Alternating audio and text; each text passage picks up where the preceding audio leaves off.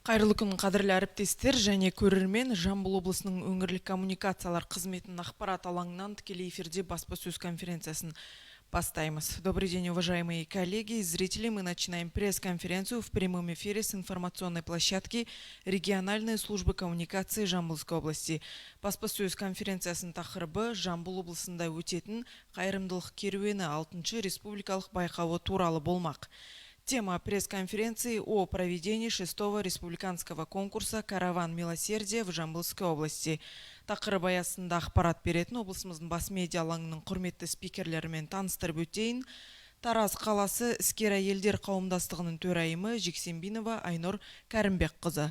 Және де Жамбыл облысы іскер әйелдер қауымдастығының атқарушы директоры Балло Елена Сергеевна. Сондай-ақ Қазақстан Республикасы журналистер одағының мүшесі, педагог тәлімі Жамбыл облыстық педагогикалық ақпараттық танымдық журналының редакторы, қайырымдылық керуені 2022 республикалық байқауының облыстық кезеңінің жеңімпазы Есмаханова Гүлнара Жанкенқызы. Құрметті спикерлер, алаңымызға қош келдіңіздер. Алғашқы сөз тізгіні Айнұр Кәрімбекқызы өзіңізде. Мархабат. Қайырлы күн баршаңызға. 6-шы республикалық қайырымдылық керуені байқауына қатысуға өтінімдерді қабылдай бастағанымыз туралы біз бүгін сіздерге қуана хабарлаймыз. Жалпы бұл байқауымыздың мақсаты игі істер жасайтын адамдарды анықтау және адамгершілік құндылықтарды насихаттауға бағытталып отыр. Бұл байқау Нұрсұлтан Назарбаев қоры, Қазақстанның іскер әйелдер қауымдастығымен және КТК телеарнасының қолдауымен ұйымдастырылып отыр. Байқау 5 номинация бойынша жүзеге асырылады. Байқау лауреаттары келесіде номинацияларға өтініштер тастай алады. Асар номинациясына тоқталатын болсақ, қайырымдылық қызметі ұлттық салт дәстүрмен байланысты, ұлттық мәдениетті сақтауға бағытталатын болса, осы номинацияны таңдай аласыздар. Туған жер номинациясы бойынша өзінің еліне, жеріне, білім беру мен мәдени нысандарды қалпына келтіруге байланысты жасалған жақсы істері мен қайырымдылығына байланысты болып табылады. Келесі номинациямыз батыл жүрек, ерлік пен қайсарлығы үшін ерекше көзге түскен азаматтар қатыса алады. Сонымен қатар, мейірім жолында номинациясы бойынша лауреаттар үнемі үздіксіз белгілі бір уақытта қайырымдылық пен жақсы игі істермен көзге түсіп жүрген азаматтарға бағытталады. Келесі номинациямыздың түрі бұл қайырымдылық тарихы. Бұл жерде бұқаралық ақпарат құралдарына үздіксіз белгілі бір уақытта еліміздің әлеуметтік мәселелерін қоғамға жеткізу мақсатында өзінің материалдарын жариялап жүрген журналистер мен шығармашылық ұжымдар қатыса алады. 5 жылдың ішінде байқауға облысымыздың 141 тұрғыны қатысқан болатын. Соның ішінде 16 азаматтар мен еріктілер біздің облысымыздан жүлделі орындар алды. Олардың ішінде Байзақ, Меркі, Жамбыл, Жуалы, Шу аудандары мен Тараз қаласының азаматтары. Біз барлықтарыңызды осы байқауға шақырамыз. Жалпы біздің жерлестеріміздің ішінде бұл байқауға лайық азаматтардың көп екеніне кәміл сенеміз. Рахмет. Жақсы, Айнұр Кәрімбекқызы, баяндамаңызға рахмет. Елена Сергеевна, следующее слово предоставляется вам, пожалуйста. Большое спасибо.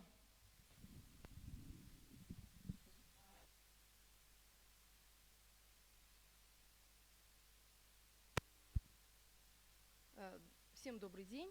Я бы хотела еще рассказать о том, что в нашей области, в целом по республике, в октябре стартовал 6-й республиканский конкурс «Кайырымдылық керуені» «Караван доброты». Кто же может стать участником этого конкурса? Ну, прежде всего, это и физические, и юридические лица, в деятельности которых решаются социальные проблемы и общественные проблемы общества, которые совершают добрые дела и поступки. В конкурсе не могут участвовать субъекты среднего и крупного предпринимательства, а также те лица или организации, которые участвуют в реализации государственного социального заказа. То есть это те герои, которые совершают добрые поступки безвозмездно в нашей обычной простой жизни. Как уже сказал предыдущий спикер, в нашей области этот конкурс проходит уже 6-й раз, и в нем за все время проведения приняло участие более 140 человек. Это все жители города Тарас и районов нашей области. Из них 16 человек стали победителями и призерами республиканского этапа конкурса. Как мы принимаем заявки на участие в конкурсе? Есть несколько вариантов, как вы можете отправить эту заявочку. Ну, прежде всего, это номер телефона WhatsApp 837-417-74-15. У нас имеется баннер, на котором этот номер телефона указан. Это телефон исполнительного директора Ассоциации деловых женщин, то есть меня. Достаточно просто написать на WhatsApp, что вы бы хотели принять участие в конкурсе, и я перешлю вам правила проведения и как оформляется заявка на участие. Кроме того, вы можете написать нашей организации на нашей страничке в социальных сетях. Это Facebook, Ассоциация деловых женщин Тараза, я вам с удовольствием отвечу. Это Instagram, Businesswoman Тарас. Тоже информацию можете написать непосредственно к нам в личный аккаунт. И, кроме того, есть электронная почта. На баннере указан адрес. Это club-zo@mail.ru. То есть разные варианты, как с нами связаться. И вы знаете, я бы хотела просто рассказать в нескольких словах о том, что этот конкурс очень интересный конкурс. И это конкурс признательность тем людям, которые в своей жизни совершают добрые дела и поступки, как я уже сказала. У нас есть 5 номинаций. В этих 5 номинациях проявляются люди разных профессий. Это и пожарные, это и врачи с медицинским образованием, и фельдшеры, это и просто волонтеры, которые помимо своей основной работы совершают какие-то добрые дела и поступки в волонтерских организациях, и просто отдельные граждане. Вот. Я бы хотела просто такие примеры привести, кто становился победителями нашего конкурса в разные годы. Но это прежде всего общественный фонд Комкор-Жюрек. Я думаю, что наши слушатели, зрители, кто сейчас смотрит, следит за нами, они очень хорошо знают этот общественный фонд. Подполковник полиции Делифрус Кинжиханова, мама 9 детей. Многодетная семья Журабаевых, которая усыновила 18 особенных деток, и мало того, дает возможность им получить ремесло, которое связано с национальными традициями. Это очень и очень замечательная семья. Буквально этим летом она усыновила еще 5 детей. В целом в семье воспитывается 23 ребенка. Вот такой пример в нашей области. Многодетная мама Зульфия Туленова, которая в прошлом году стала бронзовым призером конкурса, воспитала 16 детей.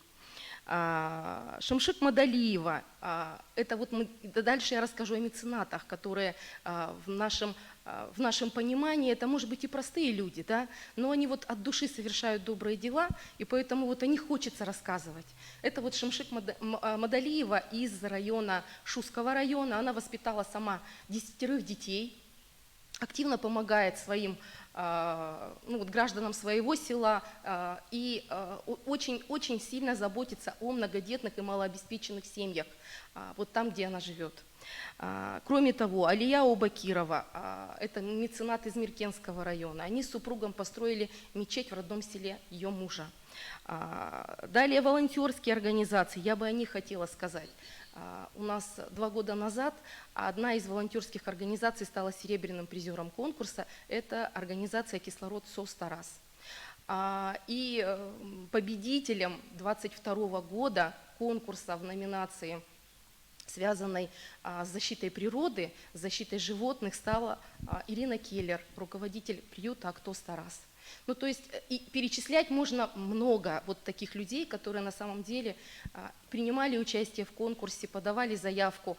А обо многих, вы знаете, даже не они сами подавали заявку, а просто неравнодушные люди, которые услышали, что проводится такой конкурс, и решили, что они напишут о своих коллегах. То есть такой вариант подачи заявки, он тоже приветствуется. Вот, мы бы хотели, чтобы в нашем конкурсе год от года количество участников становилось все больше. Поэтому мы призываем всех неравнодушных граждан, всех тех, кто хотел бы принять участие или знает о таких героях, о которых нужно, чтобы знала вся республика, пожалуйста, обращайтесь к нам. Срок приема заявок до 20 декабря. Я в нескольких словах расскажу о том, как дальше рассматриваются заявки. Создается рабочая группа. Рабочей группе председатель Ассоциации деловых женщин Жамбылской области Мируэрт Лиштаева, члены Ассоциации деловых женщин, а кроме того представители СМИ и представитель управления внутренней политики, кто работает с неправительственными организациями. Вот эта рабочая группа, после того, как заявки все будут собраны, рабочая группа определяет 5 победителей в 5 номинациях. В каждой номинации по одному победителю. Мы отправляем протокол и все материалы в республику. Затем в республике в январе месяце заседает республиканская рабочая группа. Они отбирают в каждой номинации по одному победителю. И уже в феврале месяце будет проходить награждение победителей и призеров конкурса «Караван доброты» в городе Астана. Это февраль месяц, подведение итогов. Мы на своем уровне, как Ассоциация деловых женщин Жамбылской области, каждый год чествуем победителей, призеров, а также всех лауреатов конкурса, все, кто подавал заявки. Обязательно проводим такое мероприятие, оно у нас будет и в следующем 2024 году, ориентировочно в марте месяце. Следите, пожалуйста, за нашими новостями на наших страничках, в социальных сетях, Facebook и Instagram. Большое спасибо. Елена Сергеевна, благодарим за подробную информацию. Келесі сөз тізгіні Гүлнар Жанкенқызы өзіңізде. Мархабат.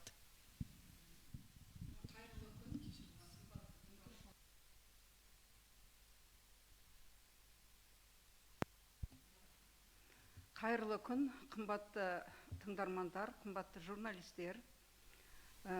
Бұл жерде отырған себебім, мен 2022 жылы осы қайырымдылық керуеніне қатысып, журналист ретінде қатыстым.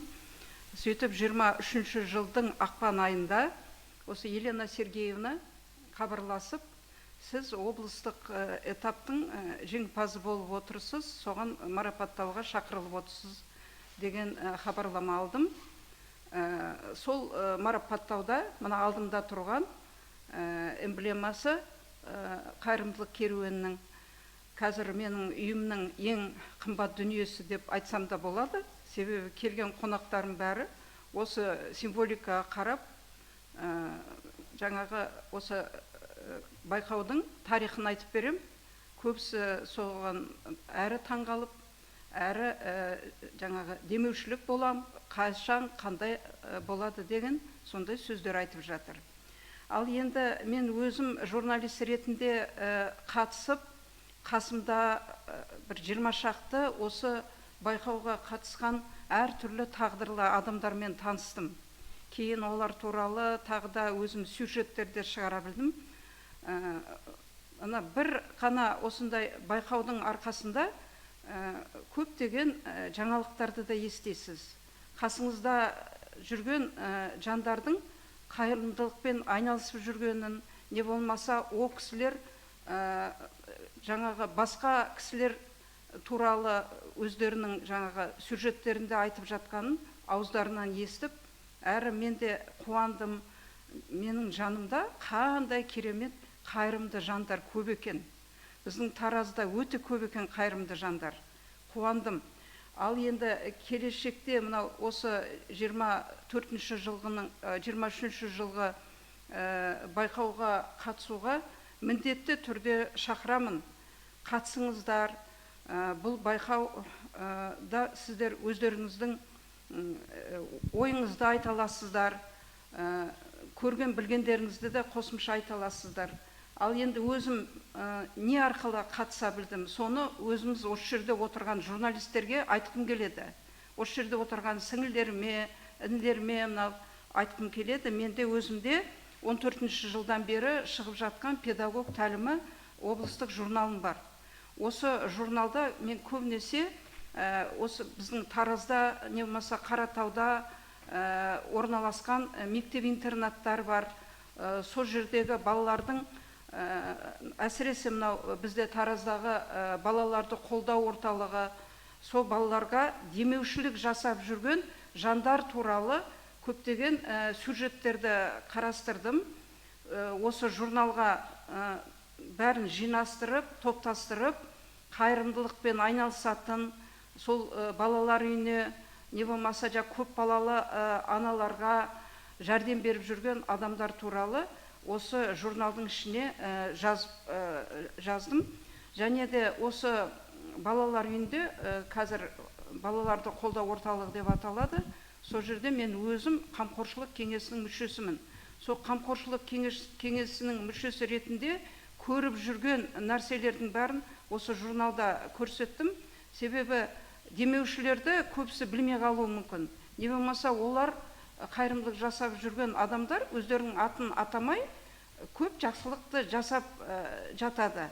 Ал мен ішінде жүргенде көріп жүрем. Мысалы, балаларды қолдау орталығында монша болмаған.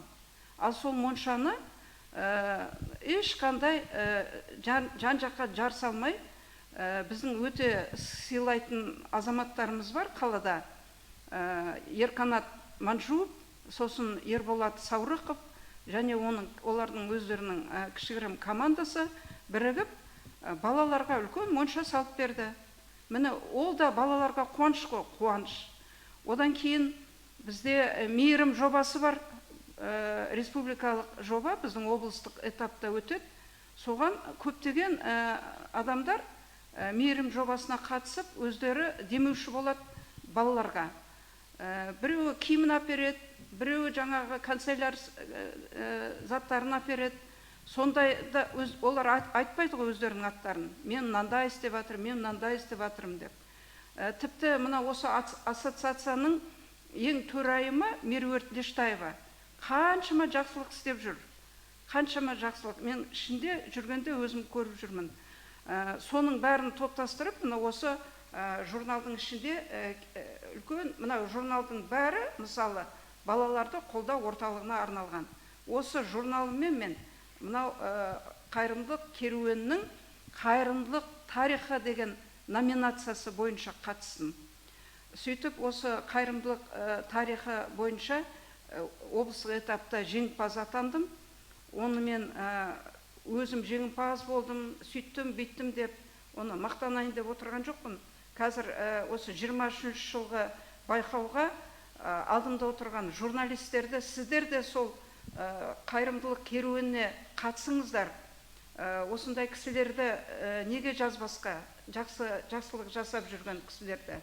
Сонда мүмкін сіздер де жеңімпаз боларсыздар. Жеңімпаз болмасаңыздар да, мына біздің облыстан өте көп адамдар қатысып жатқанын көрсетеміз. Біз санын көрсетеміз, қаншама адамдар осы қайырымдылық керуенінде жүр екен. Сондықтан мен сіздерді шақырамын, қатысыңыздар, ешқандай өкінбейсіздер, жақсылық жасап жүрейік. Жанымызда жүр жақсы адам деген девизбен жүрейік. Жақсы, Гүлнара Жанкенқызы, ақпаратыңызға рахмет. Әріптестер, сұрақтарыңыз бар ма? Олай болса, біз баспасөз конференциясын тәмамдаймыз. Құрметті спикерлер, алаңымызға келіп, тақырып аясында толық ақпарат бергендеріңіз үшін біз алғысымызды білдіреміз. Құрметті әріптестер және көрермен, осымен баспасөз конференциясын тәмамдаймыз. Амандықта жүздескенше аман сау болыңыздар.